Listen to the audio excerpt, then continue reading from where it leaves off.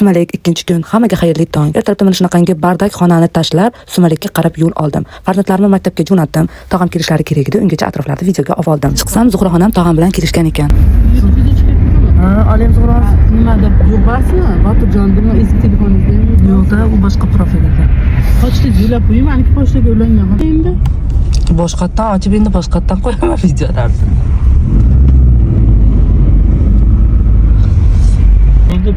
Videolarim qo'ydim. подписчиlar menda 800 bitta bo'ldi. Ko'rdingizmi? Prosmotrlar sonini bitta yozib kirib ko'ring. ChatGPTga yozdim, o'rgatdi, o'sha aytgani bu. Nimasi bo'ladi? O'g'li o'zini erga o'xshab katta bo'ladimi? U nima? Ha. Unda yerga tekkanini hech kim bilmaydi kinoda. Men balasini o'zini balamas birovga berib katta qiladi. O'g'li xuddi U qamalib ketadi, o'zi qamalib ketadi. Qamoqda bo'ladi. Mana biz bosh roldagi Sumalagimiz ertalabgacha buni rosa qaynatishibdi. Kecha oppoq svet edi, bugun chiroyli shokolad svetga kirib qopti.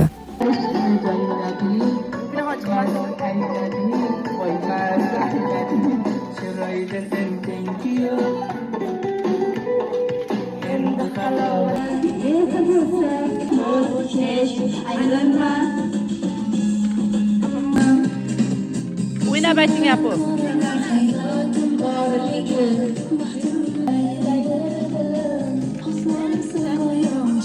Bakaki. Muhabbatim.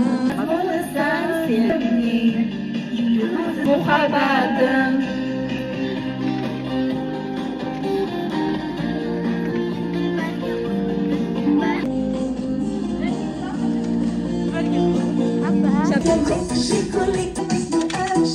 Mahalla gruppaga tashladim. Mahalla deyman, to'g'ri qildim. Yor bo'lib ketdi.